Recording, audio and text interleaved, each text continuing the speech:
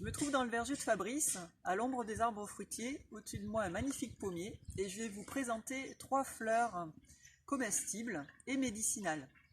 Donc quel intérêt de manger des fleurs? Eh bien les fleurs, notamment les fleurs colorées, en l'occurrence je vais vous parler des fleurs violettes, contiennent des pigments qui leur donnent leur couleur, et ces pigments sont aussi des antioxydants. Et bien sûr, l'intérêt de manger une fleur, c'est aussi de consommer le pollen qui se trouve à l'intérieur de la corolle, de la même manière que les abeilles. Donc là, sous mes pieds, un magnifique tapis de lierre terrestre. Alors c'est une petite plante qui est assez discrète, on ne la remarque qu'au moment de la floraison.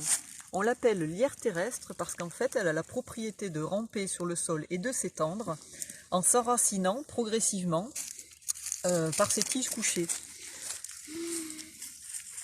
Alors vous pouvez voir ici que cette plante se redresse au moment de la floraison et est couverte de petites fleurs bleues, bleu-violet.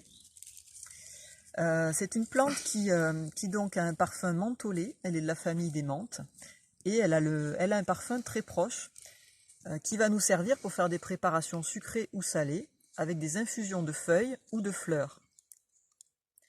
Donc on utilisera les feuilles et les fleurs du lierre terrestre. Voilà pour cette petite plante. Ensuite, on va passer à la violette. La violette qui se trouve installée au même endroit que le lierre terrestre parce qu'elle partage le même habitat. Alors c'est cette violette que l'on va trouver un petit peu à différents endroits au milieu du tapis du lierre terrestre. En fait, elle prospère elle aussi à l'ombre des arbres et dans le pied des haies. Contrairement à une autre violette avec laquelle on la confond, qui est la violette odorante et qui elle pousse au milieu des prairies et des pelouses ensoleillées.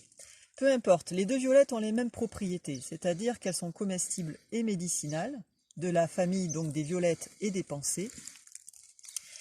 Et donc ces plantes-là, on va utiliser leurs fleurs et également leurs feuilles qui sont comestibles.